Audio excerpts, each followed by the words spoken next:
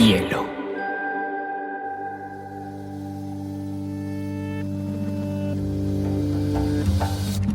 Coincide con la noción de estilo tal como se define en el diccionario.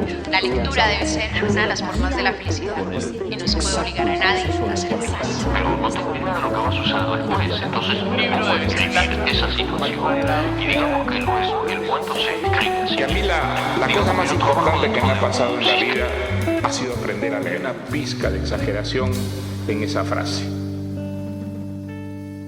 Este podcast se hace con el apoyo de Confama, que cree como yo en el poder transformador de los libros y la lectura. Hola a todos, estamos en un nuevo episodio de Biblioteca Personal. Hoy tengo un gran lector conmigo, es periodista, es experto en liderazgo, ha ocupado muchísimos cargos, desde fundador y director de portafolio, embajador en Londres de Colombia con Uribe y con Santos, además ha sido profesor universitario muchísimos años de las 4 grandes universidades de Colombia en temas de liderazgo, rector del César, ha publicado 12 libros, entre esos uno de literatura, pero sobre todo es un gran lector, Mauricio Rodríguez Munera. Mauricio, qué rico tenerte en este episodio de Biblioteca Personal. María José, muchas gracias por esta invitación a Biblioteca Personal, invitación que me honra y me complace, y un saludo a todos los oyentes. Mauricio, quiero que arranquemos porque nos cuentes tu amor por los libros. O sea, hoy quiero que hablemos particularmente de un gran amor de Mauricio, que es Juan Rulfo, pero él nos va a contar un poquito cómo arrancó con los libros. Entiendo que empezaste con Belisario Betancourt, que te acercó a los libros, pero también por un abuelo que te acercó a este amor, pero también en el colegio y muchos amigos que te fueron acercando a esta obsesión literaria que compartimos.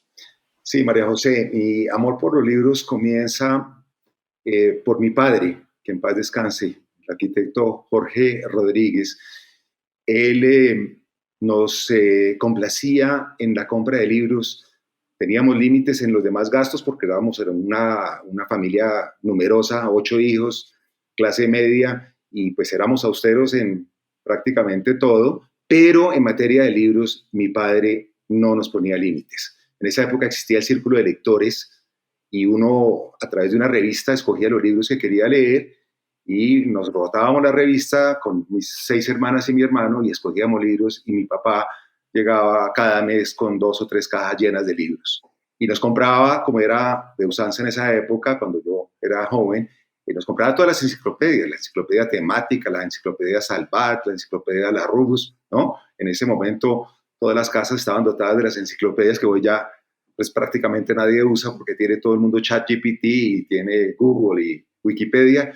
Entonces yo le agradezco mucho a mi padre porque construyó en nuestra casa un salón para la biblioteca y creó ese espacio y esos libros al acceso de todos, y yo empecé a ojear por curiosidad, y el libro tal vez más importante, el que más me enganchó de muy niño, no sé, tendría 7 años tal vez, La Isla del Tesoro, de Robert Louis Stevenson. ¡Wow! Y yo leí ese libro y como que esto está muy divertido, y empecé a leer y a leer y a leer. Llega también mi padrino de bautizo, Belisario Betancourt Cuartas, el expresidente, como todos sabemos, un hombre enamorado de los libros toda su vida. Él decía que él era un bibliófilo, un poeta perdido entre el laberinto de la política, pero que su verdadera vocación era la cultura, y que le tocó pagar la penitencia del poder, como se titula uno de sus libros donde describe su gobierno. Y Belisario me regalaba siempre, de cumpleaños y de Navidad, me regalaba libros. Y no solamente me los regalaba, sino me preguntaba por los libros. Bueno, cuéntame qué leíste, cómo te pareció, qué tal personaje, etcétera, etcétera. Entonces, pues esto era maravilloso, y además, pues Belisario, incluso desde cuando yo era joven, estaba iniciando su carrera, pero ya se destacaba. Entonces, mi padrino era una persona importante. Y por supuesto, mi abuelo también, José Urbano Munera, de San Pedro de los Milagros, Antioquia, un gran abogado, muy prestante, profesor universitario, escritor, director de un periódico en Antioquia durante varios años, se llamaba La Defensa, ese periódico. Un hombre muy culto que tenía en su casa, aquí en Bogotá, porque le tocó venir a vivir en Bogotá porque lo nombraron consejero de Estado, una biblioteca pues muy especial. Entonces yo cada vez que iba con mi mamá a visitar a mis abuelos, mientras ellos conversaban y tomaban chocolate y jugaban parqués, yo curiosaba entre los libros de mi abuelo, que además me dejó un ejemplo bellísimo. A él le encantaban los aforismos que publicaba en los periódicos, su propio periódico, en los demás periódicos, y los pegaba detrás de las puertas, por la parte interior de las puertas de su casa, una gran casona, porque también tenía 8 hijos, en San Pedro. Y yo leía esos aforismos y wow, decía, tanta belleza y tanta sabiduría en tan pocas palabras. Y bueno, tan es así que he publicado 5 o 6 libros de aforismos, además de los otros libros de liderazgo, alta gerencia y literatura, y publico a diario en mi cuenta de Twitter desde hace 9 años un aforismo sobre liderazgo. He publicado 2.500 aforismos y ahora los voy a convertir una selección de ellos en un libro. Así que libros por todas partes. Y como tú bien dices, también en el colegio tuve muy buenos profesores. Rindo homenaje a la señora Vargas, profesora de español, que me hizo enamorar de la literatura colombiana en particular. A mis profesores americanos, yo estudié en el Colegio San Carlos, Mr. Free, Mr. Duffy, que nos pusieron a leer los grandes clásicos de la literatura americana. Y a mis amigos, Álvaro Restrepo, el director fundador del Colegio del Cuerpo, un gran lector, un gran artista, una de las figuras intelectuales más importantes de nuestro país. También desde muy niño, pues compartíamos libros, y con Carlos Hernández, otro amigo, etc. Entonces mi vida, la verdad, ha transcurrido siempre entre libros.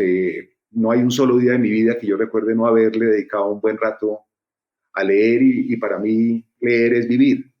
Mauricio, ¿cómo llegaste a enamorarte perdidamente de Juan Rulfo? Les cuento que Mauricio tiene una de las más grandes colecciones de Juan Rulfo, tiene todas las ediciones en todos los idiomas de uno de los grandes literatos, escritores, no solo de México, sino de América Latina, considerado por su creatividad, por su innovación, por su forma de construir universos, uno de los personajes más importantes de la creación y sobre todo de la capacidad de crear mundos de la muerte.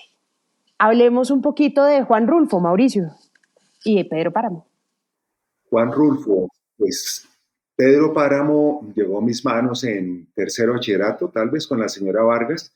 Estamos leyendo libros, los libros clásicos de la literatura colombiana, algunos buenos, algunos regulares, y algunos de la literatura latinoamericana, Sábato, Cortázar, Borges, Vargas Llosa, García Márquez, por supuesto, etcétera, Fuentes. Y de pronto llega este librito menudo de un señor que era menos famoso que los otros del boom latinoamericano y los más conocidos. Y yo empecé a leer este libro y dije, este libro es distinto. Y sigo pensando, he leído pues centenares, miles de libros a estas alturas de mi vida, y sigo pensando que es un libro único, es un milagro, porque ese libro trata de una manera muy especial 3 o 4 temas que para mí han sido muy importantes en mi vida. El amor, la muerte, la violencia, el abandono, América Latina, ¿no? Eso que uno ve y que siente y que nota en nuestros pueblos, en nuestras gentes, y lo hace con una prosa poética, ¿no? Uno lee a Rulfo y lee Pedro Páramo y bueno, y su libro de cuentos El Llano en Llamas, y es como leer poesía. Todo, ¿no? Desde la belleza de sus contenidos y sus descripciones hasta incluso la construcción, su sintaxis, ¿no? Podría perfectamente ser un poema. Yo creo que es un poema realmente, es una prosa poética o un poema escrito en forma de prosa. Y a mí me encanta la poesía, amo la poesía, también desde muy joven leo poesía, tengo centenares, creo que ya cerca de 1 millar de libros de poesía, y yo leo simultáneamente 2 o 3 libros, pero siempre tengo uno de poesía a la mano. Entonces me encantó esa combinación de prosa poética con algo muy especial que tú mencionaste también, que es su economía del lenguaje, ¿no? Ese uso tan cuidadoso. Lacónico. Sí, lacónico, pocas palabras. hay pocos adjetivos, hay descripciones someras, no esas páginas y páginas, bueno, que a veces son muy bellas, pero en muchos casos aburren un poco, distorsionan. No, es que tiene una capacidad de síntesis que es muy impresionante y que logra emocionar y conmover con muy pocas palabras. Frases cortas, párrafos cortos, descripciones muy someras y le llegan a uno al fondo del corazón. Entonces a mí ese es un libro que me produce ternura, me produce miedo real, miedo de los muertos, ¿no? De cuando yo iba a la tierra de mi padre y mi madre, que en paz descansen, a Charalá en Santander, a San Pedro de los Milagros en Antioquia, y esos pueblos están llenos de fantasmas, llenos de muertos, de mitos, de leyendas. Entonces también es un poco esa cercanía con mi origen familiar. Y después de recorrer casi toda América Latina, yo digo, es que estos somos Latinoamérica, y esa soledad de la que hablaba García Márquez, de estos pueblos abandonados, de estos pueblos perdidos, de estos pueblos que uno no sabe dónde están y si son de verdad o no, porque es la otra cosa increíble de Pedro Páramo. Uno no sabe si los que están hablando están vivos o están muertos, o están muertos pero revive para conectarse con los vivos, y es maravilloso porque finalmente, ¿no? Un poco la vida es así. Estaba recordando a Calderón de la Barca con La vida de sueño, que uno no sabe, ¿no? Al final, si la vida es una cosa real o si fue un sueño. Ahí hay una cosa que claramente es curioso, y lo dice el mismo Juan Rulfo: leer Pedro Páramo es dificilísimo. Él decía, de hecho, que era tan difícil que las personas tenían que leerlo 3 veces para entenderlo, porque claro, está dividido en 70 bloques, esos 70 bloques ni son lineales, ni tienen un mismo narrador, ni están en un mismo espacio, no tienen un mismo tiempo. Decía, me acuerdo, Juan Villoro, este escritor mexicano, que lo que pasaba más interesante en Pedro Páramo era que era esa búsqueda del origen, ¿no? El tiempo es circular, los sucesos se repiten y, como dices tú, todos están muertos, o todos están vivos, o todos están muertos y vivos porque todos son fantasmas en el fondo. Y lo que hace más bonito ese elemento es que evidentemente no hay una línea sucesiva, y hace que para un lector sea dificilísimo. Por eso me sorprende tanto que te haya gustado de niño. ¿Cómo hiciste para entender un libro tan difícil de primerazos? Te voy a dar un premio. Es una súper pregunta, ¿por qué no? La primera vez que lo leí no lo entendí. Yo quería sacarte esa respuesta. No lo entendí, solamente lo sentí. Lo sentí. O sea, me quedé con unas frases, me quedé con unas imágenes, y yo, wow, lo sentí y ya, bueno. Y se acabó Pedro Páramo, y en la clase que hay que entregar el trabajo sobre Pedro Páramo, y me olvidé de Pedro Páramo, no sé, 15 años, 20 años tal vez. Y después estaba viviendo en Europa, estaba en Suiza o en Italia en una época en que trabajé con una empresa multinacional, etcétera, etcétera. Y por casualidad me encontré con un Pedro Páramo otra vez, y yo dije, miércoles, ese libro a mí me impactó de joven, etcétera, etcétera. Volver a leerlo y wow, me impactó aún más. Cada vez que lo leo, ahora te cuento, lo leí por 5ª vez ahora, en esta última semana, para estar actualizado para nuestra conversación, y ya entendí un poco más, y me puse a prestarle un poco más de atención a su arquitectura, a las costuras del libro, como llaman los expertos. Yo no soy lector de esos tan expertos, tan sofisticados, ni crítico literario, ni nada de eso. Yo soy simplemente un buen lector, me gusta leer. Y nunca en mi vida he escrito una crítica literaria, ni creo que la voy a escribir, porque no tengo la preparación académica para hacerlo. Puedo comentar un libro, lo que a mí me impresiona, me impacta y tal, pero no tengo esas pretensiones. Sin embargo, entonces lo fui leyendo, y después regreso a Colombia y me encuentro con la siguiente casualidad: un curso sobre Pedro Páramo dictado por Juan Gustavo Cobo Borda. ¡Wow! El gran poeta. ¡Wow! Entonces yo digo, yo quiero ir, porque dije, le quiero meter un poco de teoría académica, literaria a esto, porque yo también quiero entender cómo un experto ve el libro y comparar cómo lo veo yo, etcétera, etcétera. Un curso maravilloso. Él era un ser humano extraordinario, un gran poeta y una gran persona. Y también tenía un amor inmenso por Rulfo y por Pedro Páramo y El Llano en Llamas. Ahora podemos también mencionar, porque Llano en Llamas, también los cuentos de Llano en Llamas son una locura. Particularmente Lubina. Uy, Lubina es una belleza. Yo tengo fragmentos de Pedro Páramo y todos o casi todos los cuentos de El Llano en Llamas de Rulfo en un CD que conseguí en la Casa de Poesía Silva, aquí en Bogotá, y durante años yo cargaba ese CD en mi carro para oír a Rulfo leer su obra. ¿Tú has oído a Rulfo leer su propia obra? No. No, pero tiene una voz así toda oscura.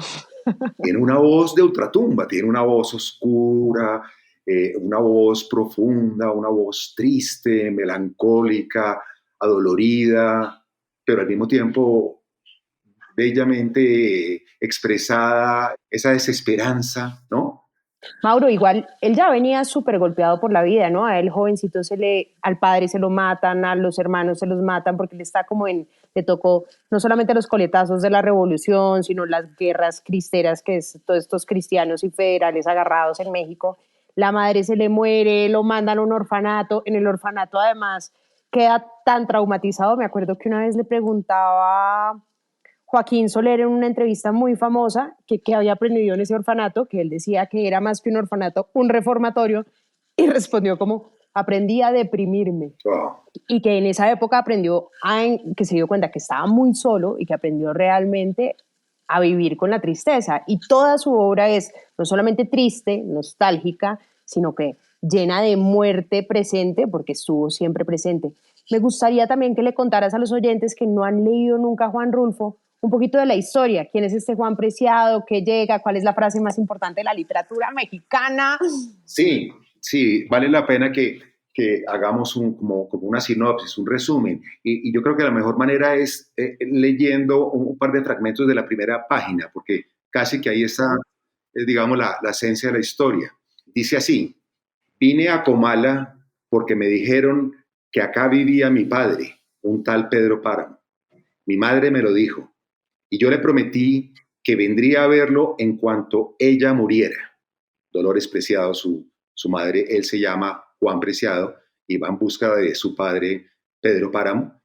Búsqueda que se da muchas veces en la literatura, ¿no? En muchos libros de distintos países está esa búsqueda o psicológica o física del verdadero padre, y más en América Latina, donde hay tantos padres que abandonan a sus hijos, como es el caso de Pedro Páramo, que abandona a su esposa Dolores Preciado y a su hijo. Entonces ella, antes de morir, le dice: tienes que ir allá.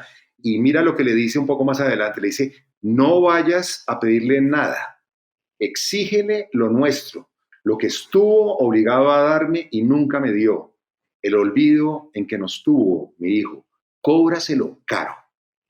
Entonces Juan se va para Comala. Comala en México es un pueblo que podía estar en cualquier lugar de América Latina. Es un pueblo pobre, abandonado, sin desértico, desértico, sin futuro, con esa combinación que hay en todos los pueblos de América Latina, bueno, y en muchos otros pueblos también, en la India, en la China, etcétera, entre vivos y muertos, vivos conversando con fantasmas, y lo que hace él es maravilloso. Esas conversaciones que tiene entre vivos y muertos son alucinantes, que entre otras uno no se da cuenta sino hasta el final de la conversación, cuando reconoce que es que tú estás muerta, ¿no? O le dice: tú estás muerto, y a veces ni siquiera lo dice, pero uno más adelante descubre que esa persona está muerta. Pero bueno, entonces tomé el curso de Juan Gustavo Maravilloso, porque entonces él habla de las cosas sofisticadas, de que los distintos niveles y lo que tú acabas de escribir, los 70 bloques y los flashbacks, y bueno, todos esos términos literarios sofisticados que hacen, etcétera, etcétera. Pero al final yo dije: pucha, esta interpretación tan intelectual de Rulfo, pues interesante aprenderla y tal, etcétera, pero no sé, no es lo que me impacta. O sea, porque, repito, no soy un experto, no soy un crítico literario. Entonces, volví a leer a Pedro Páramo y me olvidé de todo lo que había aprendido en el curso. Que fue chévere, repito, pero volví a leerlo con el corazón. Volví a leer, apagué el cerebro de analista de identificar cuándo pasa de un plano al otro, cuándo se devuelve, en qué inframundo está, etcétera, etcétera. Y simplemente volví a leer como lo leí la primera vez, pero ya con 30 o 40 años de diferencia entre la primera y la segunda lectura, después de haber leído muchos libros y después de haber vivido uno la vida, después de haber vivido el amor, la muerte, la venganza, la violencia que está tan presente en el libro. Violencia no solamente física de las muertes, sino la violencia de la gente invisible que vive en nuestros países, que nadie nota, que a nadie le importa, que a nadie le interesa, ¿no? La muerte del abandono del Estado que no está presente por ningún lado. Y quienes mandan ahí son Pedro Páramo, con su hacienda La Media Luna, el gran cacique, ¿no? Típico de nuestros pueblos, y el padre que es el que maneja mucho el poder en el pueblo, ¿no? Oye, pero Pedro Páramo, que además en la novela uno se empieza a dar cuenta que es papá de muchísimos niños abandonados, se metió con todas las del pueblo porque era realmente un gran México feudal, o sea, era el dueño de todo el feudal. Ese Pedro Páramo era el ser más malvado de todos, ¿no? Porque recuperaba era tierra, era con violencia, con masacres, o sea, es uno de los grandes personajes, como dices tú, de la violencia de América Latina. Corrupto, bandido. Corrupto, mujeriego, asesino, bueno, en fin, unas historias terribles, pero aquí es donde viene otra de las grandes sorpresas de Pedro Páramo, y es que ese hombre tan malvado, el típico machista, la sociedad patriarcal, la explotación de la gente, el dominio absoluto del pueblo, etcétera, etcétera, se enamora perdida y locamente de una de las mujeres, para mí la más importante de la literatura, Susana San Juan. Y Susana San Juan se le vuelve a él una obsesión. Y Susana San Juan es una mujer que no aparece mucho, que no habla mucho, entre otras está medio loca, medio perdida. Pedro se enamora locamente de ella, pero su padre, Bartolomé, no quiere esa relación, entonces Pedro sufre. Entonces es increíble encontrar la ternura y el amor y la obsesión por una mujer en un hombre que es un monstruo. Mauro, léenos un pedacito de Susana, que eso hay pedacitos de monólogo que seguro los tienes subrayados, porque esa Susana sí, que aparece, como dices tú, en monólogos interiores, pues uno empieza a ver ahí sí la poesía total. De hecho, en Cartas a Clara, que es el libro que le escribe, o las cartas que recopila Juan Rulfo, que le escribió a su esposa Clara, a lo largo de su vida, habla un montón de Susana, y ese es ese equiparable entre Susana y Clara, y como un hombre también como Juan Rulfo, que era la persona más deprimida, más triste, más malgeniada, más rabiosa de todos los escritores de la literatura, pues también se puede hasta ver representado, ¿no? Esas cartas de Rulfo a Clara, es su amor, es el gran amor de su vida, son una belleza porque son llenas de ternura, nuevamente de palabras muy simples, de frases muy cortas, pero de una intensidad y de una pasión que difícilmente puede competirle textos mucho más largos y más floridos y más, ¿no? Es que esa es la magia de Rulfo, poder explicar y poder contar sentimientos tan profundos y tan disímiles, emociones positivas y emociones negativas, como se llamaba ahora, con tan pocas palabras y con argumentos breves. Mira, aquí voy a leer algo sobre Susana. Dice Pedro Páramo: hace mucho tiempo que te fuiste, Susana. La luz era igual entonces que ahora, no tan bermeja, pero era la misma pobre luz sin lumbre, envuelta en el paño blanco de la neblina que hay ahora. Era el mismo momento. Yo aquí junto a la puerta mirando el amanecer y mirando cuándo te ibas, siguiendo el camino del cielo, por donde el cielo comenzaba a abrirse en luces, alejándote cada vez más desteñida entre las sombras de la tierra. Fue la última vez que te vi. Pasaste rozando con tu cuerpo las ramas del paraíso que está en la vereda y te llevaste con tu aire sus últimas hojas. Luego desapareciste. Te dije: regresa, Susana. Pedro Páramo siguió moviendo los labios, susurrando palabras. Después cerró la boca y entreabrió los ojos, en los que se reflejó la débil claridad del amanecer. Amanecía. Y bueno, y más adelante o más atrás, es que hay tantos que están, Dorotea hablando sobre el amor de Pedro Páramo por Susana. Él decía, él la quería, dice Dorotea, él la quería. Estoy por decir que nunca quiso a ninguna mujer como a esa. Ya se la entregaron sufrida y quizá loca. Tan la quiso, no dice tanto, sino tan la quiso, ¿no? Porque él usa los coloquialismos del pueblo de una manera magistral, tan la quiso que se pasó el resto de sus años aplastado en un equipal, mirando el camino por donde se la habían llevado al Campo Santo. Le perdió interés a todo. Desalojó sus tierras y mandó quemar los enseres. Unos dicen que porque ya estaba cansado, otros que porque le agarró la desilusión. Cierto es que echó fuera a la gente y se sentó en su equipal cara al camino. Desde entonces la tierra se quedó baldía y como en ruinas. Daba pena verla llenándose de achaques con tanta plaga que la invadió en cuanto la dejaron sola. De allá para acá se consumió la gente, se desbandaron los hombres en busca de otros bebederos. Recuerdo días en que Comala se llenó de adioses y hasta nos parecía cosa alegre ir a despedir a los que se iban. Y es que se iban con intenciones de volver. Nos dejaban encargados sus cosas y su familia, luego mandaban por la familia, aunque no por sus cosas, y después parecieron olvidarse del pueblo y de nosotros y hasta de sus cosas. Yo me quedé porque no tenía a dónde ir. Otros se quedaron esperando que Pedro Páramo muriera, pues según decían, les había prometido heredarle sus bienes, y con esa esperanza vivieron todavía algunos, pero pasaron años y años y años y él seguía vivo, siempre allí como un espantapájaros frente a las tierras de la media luna, que era su hacienda. Entonces es la muerte de Susana, es su muerte en vida, pidiéndole a Susana que regrese, es el pueblo que abandona Comala, muere Comala, y mueren todos ellos, y o sea, es impresionante como la muerte en distintos planos, la muerte del pueblo, la muerte de los amigos, la muerte, y al final del libro, la propia muerte de Pedro Páramo, que después, si quieres, al final leemos ese último párrafo que es magistral. Mauricio, de hecho, Javier Peña, que también es un gran lector y tiene una editorial y demás, decía que Comala en realidad era un purgatorio, ¿no?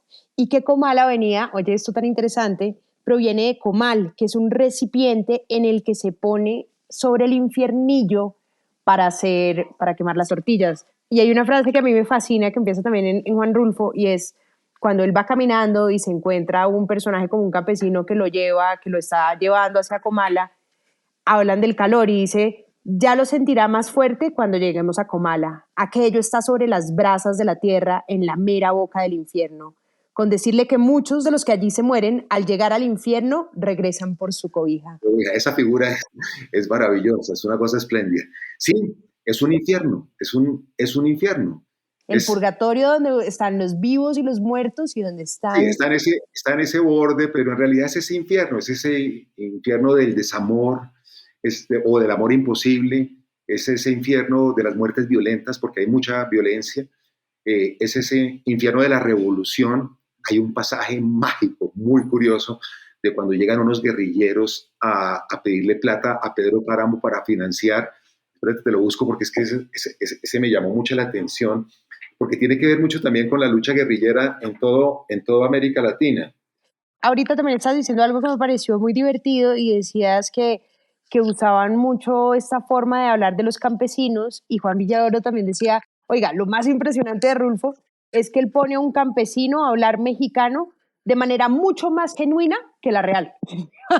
Y esa capacidad de la literatura, de que la literatura que es la irreal, termina siendo como esa autenticidad artificial, ¿no? Y esto me parece divino de Juan Rulfo, que sí logra esas imágenes tan reales y genuinas. Es hiperrealista, sí, en ese sentido.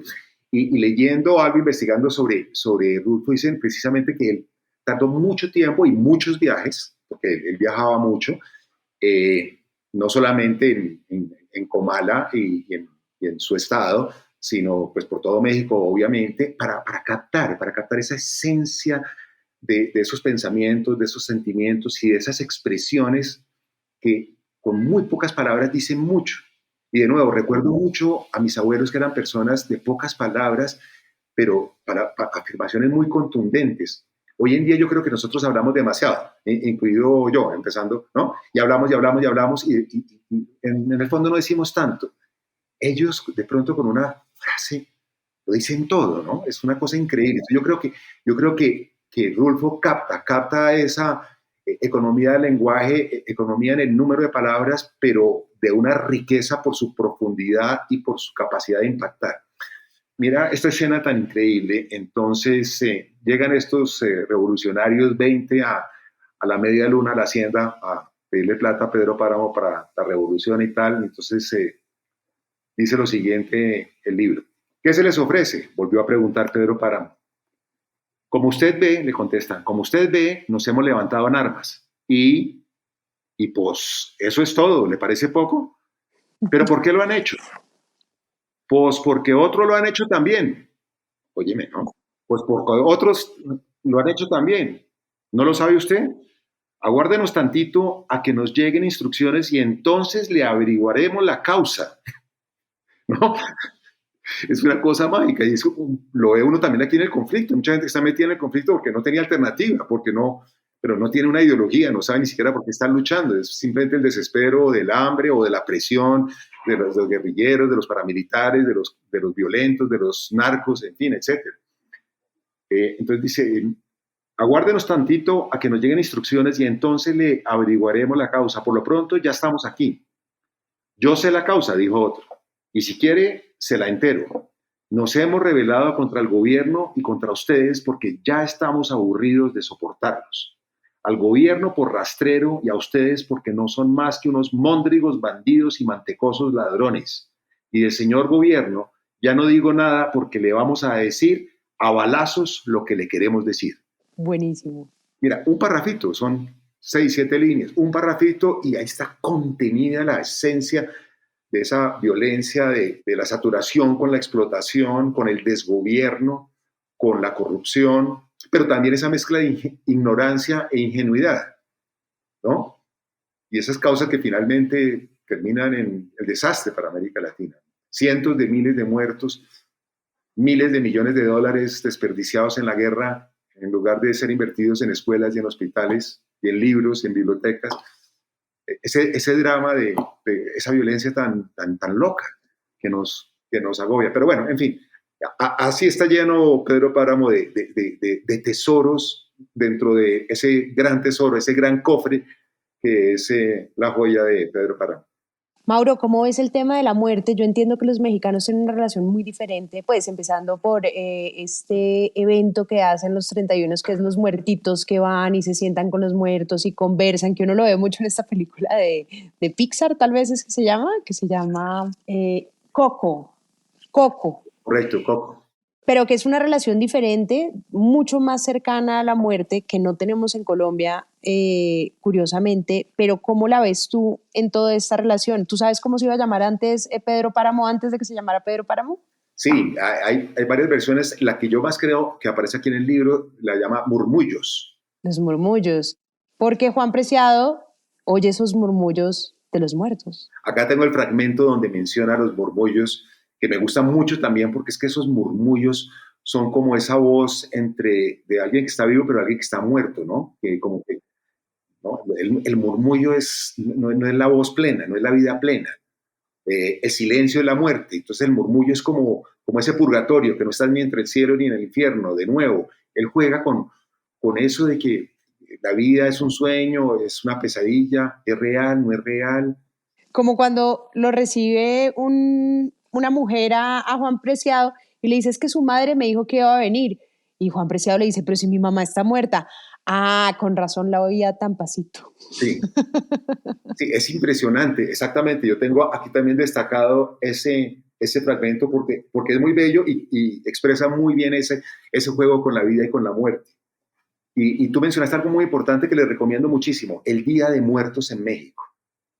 ¡Wow! ¡Qué celebración tan bella, tan espectacular! Yo tuve la oportunidad hace 10, 12 años de pasar un Día de Muertos, no en una gran ceremonia, en un gran sitio, sino en un barrio aislado en Guadalajara. Yo estaba en un evento académico, era rector de CESA en ese momento, y me coincidió con el Día de Muertos. Yo salí a caminar esa noche a dar una vuelta, simplemente después de una cena ahí del Congreso en el que estaba alguna cosa, y por pura casualidad terminé en una celebración de barrio del Día de Muertos. Y esto era una plazoleta pequeña, donde todos los vecinos tenían mesas afuera, iluminadas, con las famosas flores naranja bellísimas, y con sus calaveras muy bellas, la imagen de la calavera que es muy importante, ¿no? Que nos recuerda constantemente. Los romanos decían que uno tenía que tener, y yo tengo calaveras en mi casa y en mi estudio, porque uno tiene que recordar que somos mortales constantemente para apreciar la vida. Entonces tienen las calaveras, tienen las famosas flores, se me escapa el nombre de las flores naranja, y hacen unos banquetes. Bueno, la comida mexicana es extraordinaria, todos sabemos. Ese día me comí la mejor comida mexicana, era regalo, no estaban vendiendo nada, era compartiendo entre ellos, y hacen los altares a sus seres que se fueron. Pero no es una ceremonia triste, porque a mí me parecen terribles los entierros. Yo no quiero ir sino al mío, y eso, tengo dudas de si quiero ir al propio mío, porque me parece tan triste y tan doloroso. Aquí no, aquí es una celebración de la vida de los que ya se fueron, y una reconexión, es un momento de brindar con ellos otra vez y decirles, ustedes siguen presentes en nosotros. Uh-huh. O sea, los muertos no son muertos, los muertos viven, es que así tienen que vivir. Los antiguos egipcios decían que los muertos realmente no mueren, sino cuando los olvidamos. Y eso es cierto, mi padre y mi madre viven presentes en mí. Ya se fueron físicamente hace un tiempo, pero lo siento a veces incluso con más fuerza que cuando estaban presentes. Claro. Y entonces y además la muerte es parte de la vida. ¿Qué sería la vida sin la muerte? Imagínate tú que viviésemos indefinidamente. No gozaríamos, no entenderíamos la vida como la debemos entender hoy en día. La vida es un milagro, la vida es mágica, la vida es un ratico, ¿no? Y bueno, y eso nos recuerda Juan Rulfo y la celebración de Día de Muertos.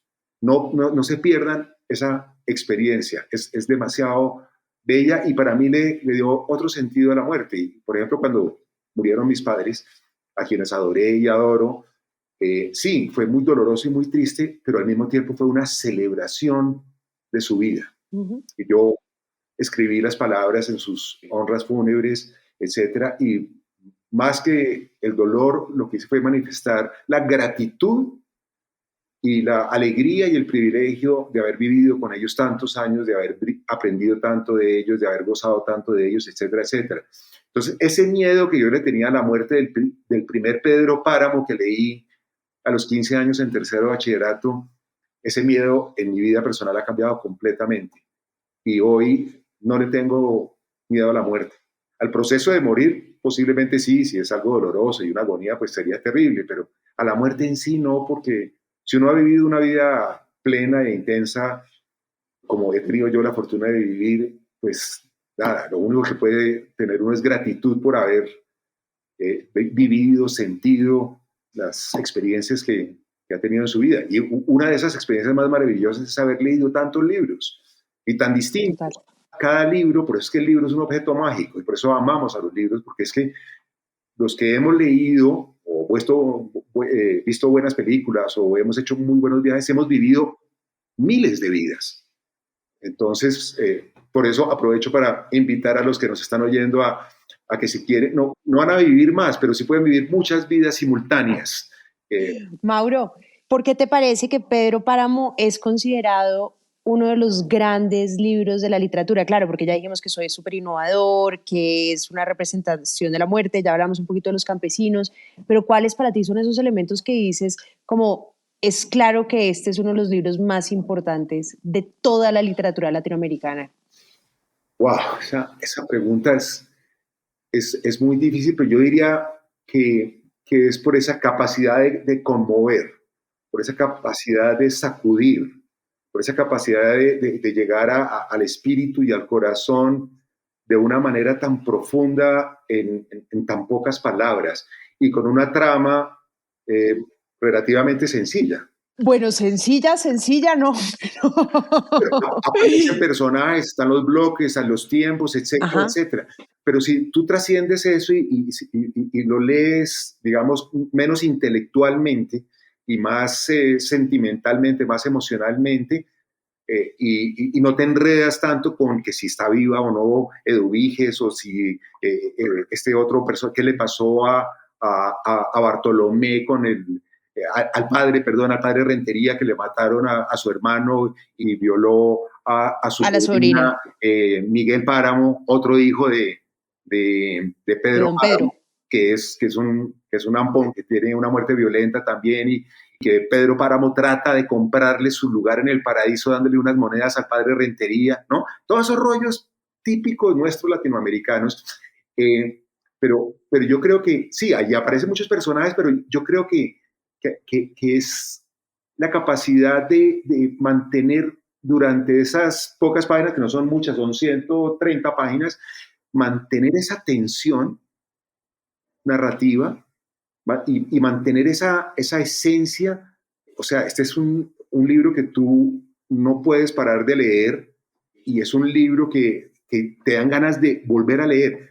Te voy a hacer una confesión, yo he leído muy pocos libros varias veces, muy pocos, o sea, contados con los dedos de la mano y sobran dedos. Y tal vez el que más he leído es Pedro Páramo 5 veces y después 100 años de soledad, que lo he leído 3 veces, que también es un libro, bueno, obviamente extraordinario por otras razones. Entre otras, aprovecho para recomendar un libro que estoy leyendo en este momento, no sé si lo ha leído, María José, me tiene fascinado, que son las cartas del boom latinoamericano. Las Lo cartas, leí. las cartas que se cruzaban Fuentes, Cortázar, García Márquez y Vargas Llosa. ¡Wow! Me encanta el libro, no lo he terminado, voy como unas 2 terceras partes, porque es como conocer ese mundo interior de ellos y esas opiniones mutuas de ellos y, bueno, y esas vidas personales de ellos que siempre son fascinantes. Bueno, en fin, aquí podríamos quedarnos hablando de libros eternamente, pero yo creo que es eso, yo creo que es mantener esa tensión narrativa y esa combinación de cosas bellas y dolorosas, violentas y tiernas, de vida y de muerte, como ningún otro libro, para mí. Creo que dices una cosa que me parece muy importante y es que si un lector se quiere acercar a Pedro Páramo, tiene que llegar sin prejuicios, por lo que decíamos, no es ni lineal, ni es el mismo narrador. O sea, uno empieza con el narrador Juan Preciado y de pronto Juan Preciado se muere. Y aparece otro narrador y uno dice, pero ¿cómo así? ¿En qué libro pasa que el narrador se muere y el libro sigue? Pues porque está en la vida de los muertos. Y lo que me parece más bonito es que acá no importa hacer spoiler, porque lo que es fundamental de Pedro Páramo es los hechos y cómo lo narra y cómo sucede. Entonces, yo sí creo que este es el tipo de libro que uno necesita, si no se ha acercado a Pedro Páramo, más o menos entender qué ha pasado, ¿sabes? Como la lógica, investigar un poquito, entender un poquito cómo va a funcionar para no enredarse, porque un lector que llegue un poquito desprevenido puede decir, no estoy entendiendo nada, y sabes que lo que pasa con los lectores que no entienden nada es que sueltan el libro. Entonces, me parece bien lo que dices, sentirlo. Tú acabas de decir algo maravilloso que es absolutamente cierto. Este libro no tiene spoilers. No tiene. Y si uno suelta que es que pasó que se murió, que esto y lo otro, no pasa nada. No cambia la calidad de la narración, porque es que su riqueza no está en lo que sucede. Su riqueza está en cómo cuenta lo que sucede. Es que el cómo, no el qué sucede. Hay otras novelas que uno dice, mira, pues qué irá a pasar, y entonces no, son thrillers, y uno pasa de página a ver quién es el asesino, o cómo va a terminar este rollo, o no sé qué tal cosa. No, acá no. Acá es cómo cuenta lo que pasa, es la diferencia. Yo creo que esa también es una buena respuesta a tu anterior pregunta, es el cómo. Mauro, y hay una cosa que es curioso, y es que cuando él sacó Pedro Páramo, pues además Juan Rulfo tenía una vida muy curiosa porque empezó a trabajar hizo un montón de trabajos rarísimos, mejor dicho, funcionario, oficinista, y él escribía y escribía, pero como que tampoco se animaba tanto a sacarlo, y entiendo que fue un amigo que lo vio escribiendo y dijo, oiga, eso mándelo, pero cuando él publicó, creo que primero publicó El Llano en Llamas y después Pedro Páramo, tú me corregirás que eres más experto en Juan Rulfo, Pedro Páramo no se vendió, nadie lo entendió. O sea, no Es- tuvo ningún eco. La gente decía, es más, decían que no sabía escribir. sí, ¿no? Y además lo criticaban porque era por ser tan parco, ¿no? Porque ¿dónde está la gran creación literaria? ¿No? Un poco acostumbrados, como hemos sido educados, ya está cambiando afortunadamente, pero como Al fui adorno. al adorno, a los adjetivos, a la grandilocuencia, ¿no? A lo largo, ¿no? A las frases llenas de comas y más comas y frases dentro de las frases y a párrafos larguísimos y no sé qué tal cosa. Entonces es como que, oiga, este señor no hizo la tarea, ¿no? Este señor ahí como que hizo un relato muy breve y es cierto, las primeras copias se vendieron muy lentamente y muy poco, hasta que de pronto, bueno, no, es bastante común en la historia de la literatura, alguien por allá más tarde descubre que aquí hay alguna cosa importante y se revaloriza el libro. En Alemania, ¿no? Creo que tenía una traductora alemana Muchas que... veces, muchas veces es en el extranjero. Ujú.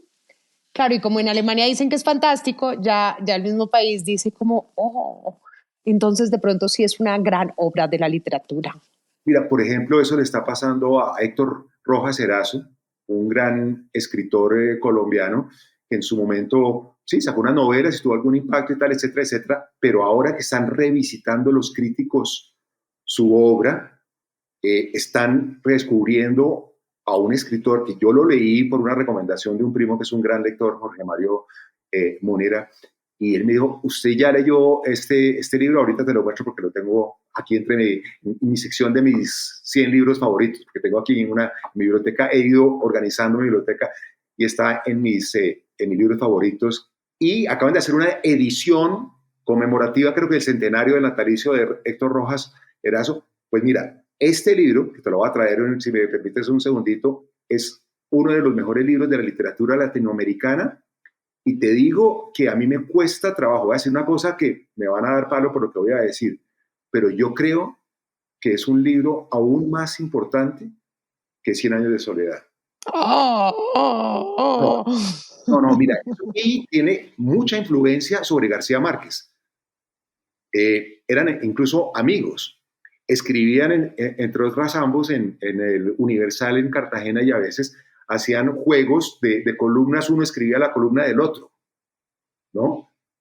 Porque eran cercanos. Y tú lees este libro, que ya te lo voy a mostrar, es larguísimo. ¿Cómo se llama el libro? El libro se llama Celia se pudre. Mira, es una cosa extraordinaria ese libro. Yo sabía quién era Héctor Rojas Erazo, había leído algo de joven, algunos de sus libros, pero la verdad no le había prestado mucha atención. Y mi primo, que es un súper lector, un gran lector, un día hablando de libros, me dijo, usted, me imagino que ya habrá leído Celia se pudre, de Rojas Erazo. Y yo, Celia se pudre, no, es que ni siquiera he oído hablar de Celia se pudre. Lo leí en diciembre del año antepasado. Es un libro grueso, son, no sé, 800, 900 páginas. No, es una belleza. Y ves ahí mucho que después aparece en García Márquez. Y ves la influencia de Rojas Erazo sobre García Márquez. Yo, repito, no soy un crítico literario, hago el comentario como lector, y después me puse a averiguar, ¿no?, más sobre Rojas Erazo y vi unas entrevistas sobre Rojas Erazo, supe esto de la anécdota de que eran amigos y se conocían y García Márquez admiraba a Rojas Erazo, que se cruzaban las columnas por tomar del pelo, ¿no?, cada uno tratando de imitar el estilo del otro, etcétera. Pero bueno, otra joya, es lleno de poesía y además con una historia. Incluso Celia se pudre, es la señora Celia que se va pudriendo, pero es también un poco lo mismo de Pedro Páramo, que es que se va muriendo el pueblo, se va muriendo la familia, se va muriendo la esperanza, se va muriendo el deseo de vivir, es esa podredumbre que poco a poco va invadiendo, ¿no?, las personas que se abandonan o las abandonan, los pueblos que se abandonan. Es esa soledad. Ya tengo muchas ganas de buscarlo. No, léelo, te va a encantar y les va a encantar a los lectores que se animen. Lo recomiendo muchísimo. Bueno, tú me ibas a preguntar otra. Mauro, sí, que hablemos un poquito de los cuentos. Digamos que Juan Rulfo es muy conocido por solo tener 2 libros.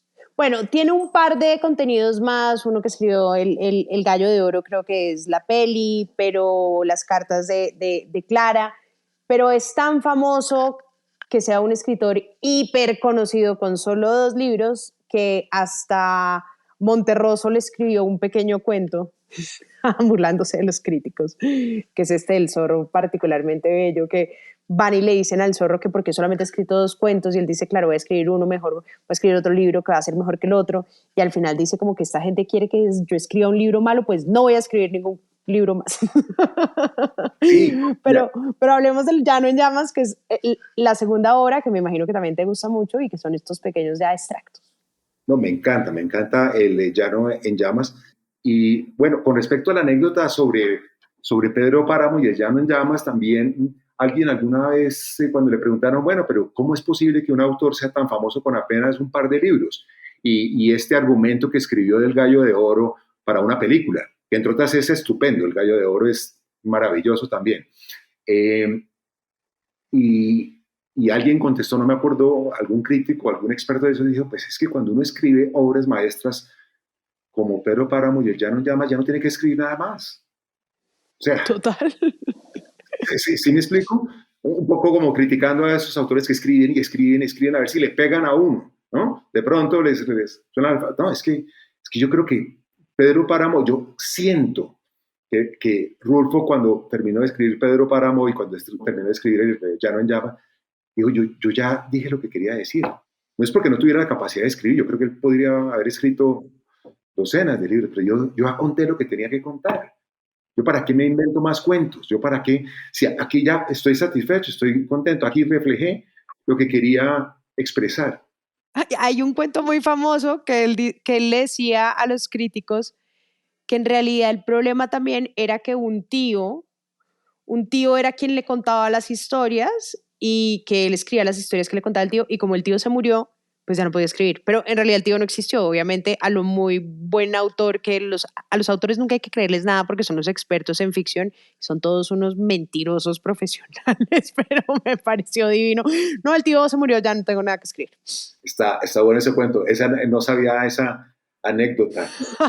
Ahora te mando el nombre del tío. Pero bueno, fíjate que también García Márquez decía que lo que estaba era contando lo que escuchaban de sus abuelos, con quienes vivió durante muchos años, que eran unos personajes impresionantes también. Incluso García Márquez decía que él no se inventó nada, que él no creó nada, que él simplemente relató, puso por escrito los cuentos que escuchaba de sus mayores y en sus pueblos. Entonces, sí, estos son esos monstruos, García Márquez, Rulfo, Fuentes, Vargas Llosa, que son capaces de capturar la esencia del alma, del espíritu, del corazón, de la mente de la gente. Sobre todo Rulfo y García Márquez, más que Vargas Llosa. Vargas Llosa tiende a ser un poco más intelectual, y lo mismo Carlos Fuentes. Tiende a tener un grado de sofisticación intelectual mayor, no porque sean mejores o peores, no. Lo que quiero decir es que son más de cerebrales, mientras que yo siento a García Márquez y a Rulfo como más del corazón, más de los sentimientos, de las emociones. Pero bueno, el Llano en Llamas, hablando del Llano en Llamas, acá está el de Cartas a Clara que tú mencionas, que también lo recomiendo mucho. Muy, muy bello. Haber conocido este libro antes para haberme robado algunas de esas frases para mandarle a las novias, creo que me hubiera ido mejor Es re cursi. Exactamente. Y yo soy cursi. Pero es que el amor romántico real tiene que ser cursi. Y todos llevamos un cursi por dentro. Es como con la música para planchar.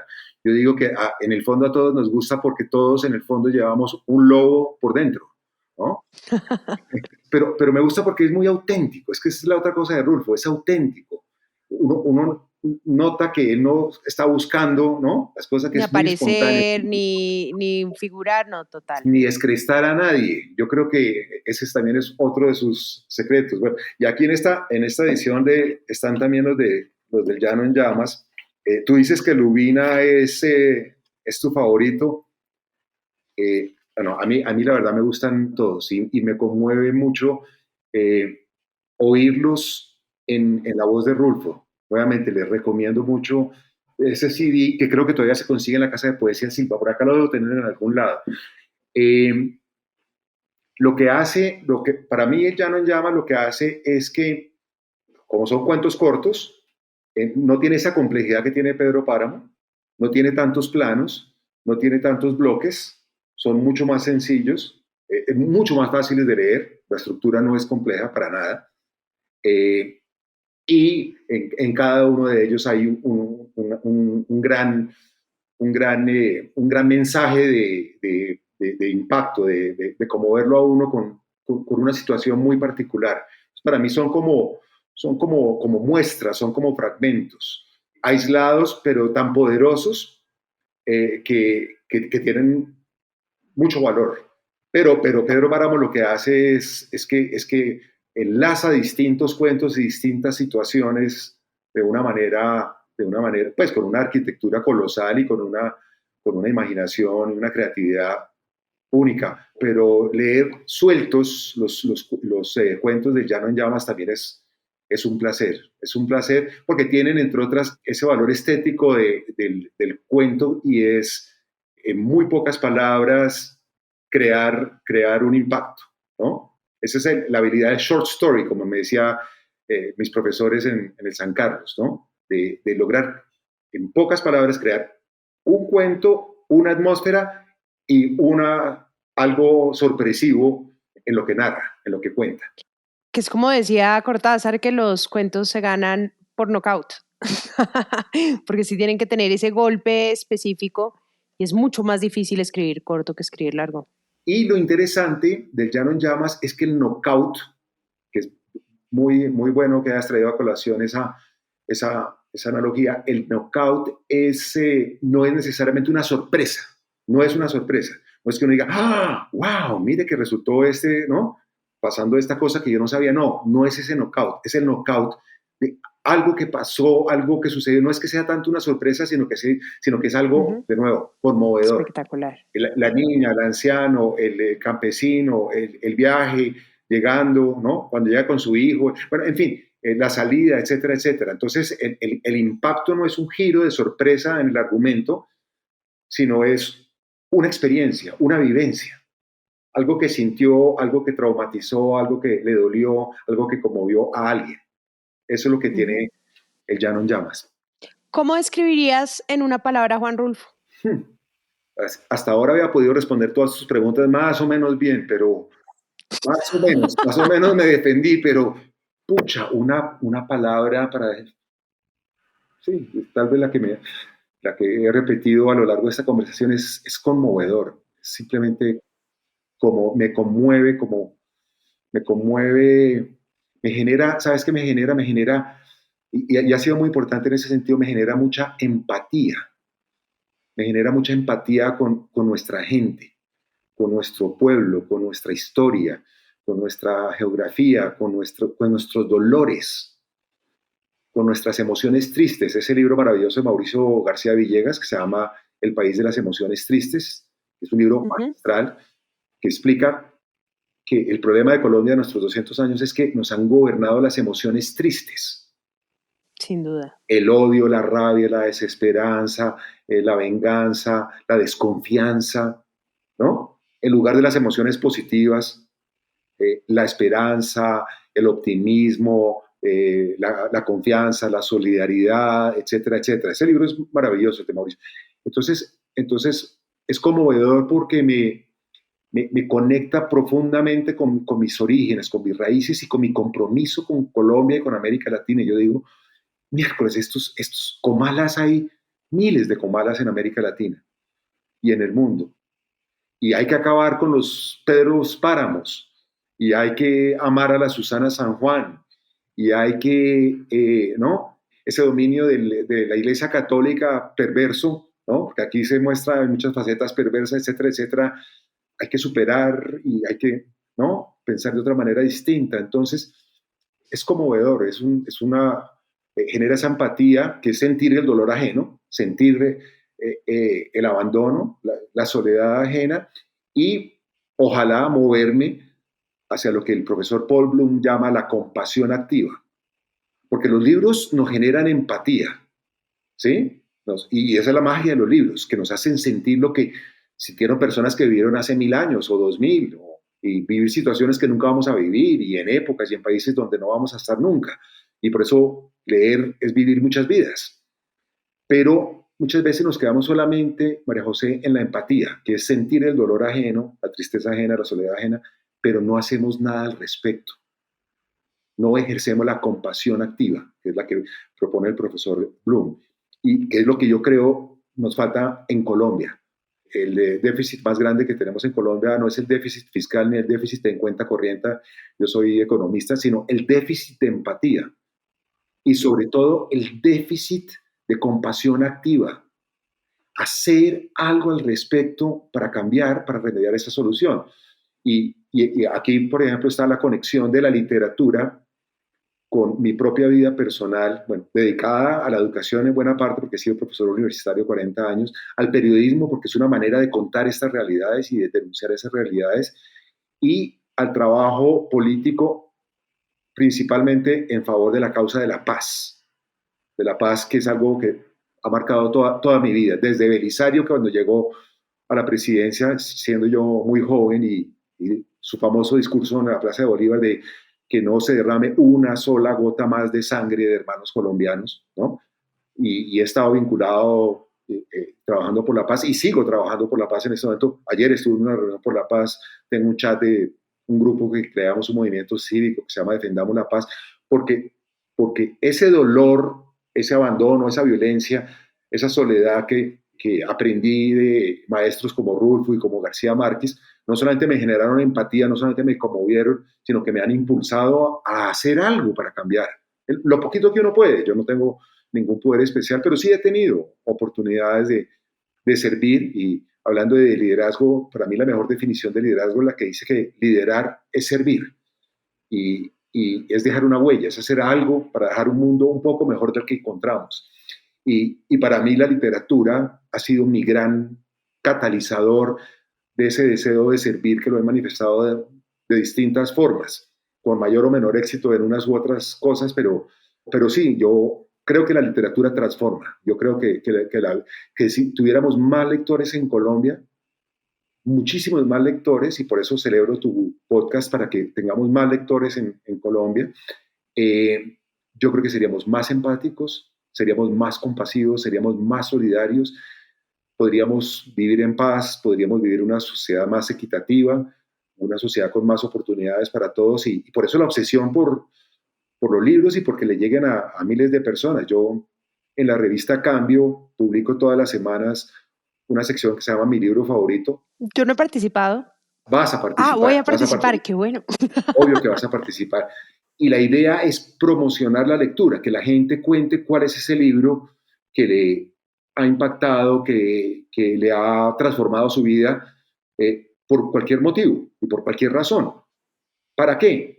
Con el mismo objetivo del libro que escribí sobre literatura, de 100 remedios para la soledad, para que la gente se conecte con ese otro mundo que existe. Vivimos muy aislados, vivimos en burbujas, María José, y muchas veces desconocemos el sufrimiento de los demás, y por eso García Márquez, y por eso Rulfo, y bueno, y tantos otros escritores, y a través de la historia de la literatura, son tan importantes. Entonces yo creo que la literatura y las clases de español, no deben ser costuras, ¿no? Costura, no, poner a leer un libro, porque lo importante son las matemáticas y la física y la química, ¿no? Yo creo que la lectura, en el momento que Colombia deje de leer 2.5 libros por año, y leamos como los países europeos 20 o 30, o los países escandinavos 40 libros por año, el poder transformador de la literatura es infinito, el poder de cambiar la mente y los corazones. Y una vez vas pensando en ese libro que te produjo a ti, lo que me produce a mí, Pedro Páramo y El llano en llamas de Rulfo. Ese libro que te enganchó con la literatura y que te enganchó con tu forma de vivir, que es una forma de vivir maravillosa, dedicada a promover la lectura. En eso somos socios y somos aliados. Yo no quisiera, como tú, dedicarle más tiempo y con la calidad que lo haces tú, pero creo que tenemos la misma misión de eso que para nosotros ha sido mágico, tratar de cambiarlo para que otros vivan la maravillosa aventura de navegar a través de los libros, que son la mejor fragata, como decía Emily Dickinson. Sí que lo son. Pues Mauro, se nos acabó el tiempo, pero creo que tuvimos una charla preciosa. Pasamos por todos los temas, por todos los chismes, por todas las recomendaciones y espero volver a tener una charla de estas porque nos faltó bastante tema. 30 segundos para terminar con el párrafo final de Pedro Páramo. Por favor. La muerte de Pedro Páramo. Dice, se apoyó en los brazos de Damiana Cisneros e hizo intento de caminar. Después de unos cuantos pasos cayó, suplicando por dentro, pero sin decir una sola palabra. Dio un golpe seco contra la tierra y se fue desmoronando como si fuera un montón de piedras. Ay, no, precioso. Espectacular. Bellísimo, es bellísimo. La muerte de Pedro Páramo, es la muerte de Comala, es la muerte de todos nosotros, finalmente, que nos vamos a ir desintegrando a pasar a otro nivel, esperamos. Y bueno, mil gracias, María José, por esta invitación, por esta conversación y mil gracias por lo que haces por los libros y por promover su lectura. Mil gracias. Un abrazo grande y un abrazo grande a todos los oyentes y les recomendamos, ya saben, leer a Pedro Páramo y a Juan Rulfo, por supuesto.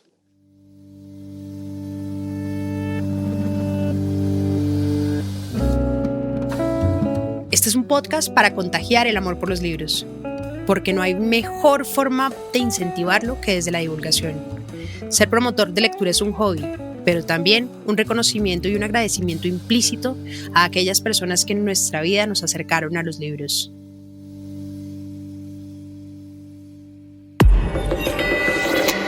Bielo.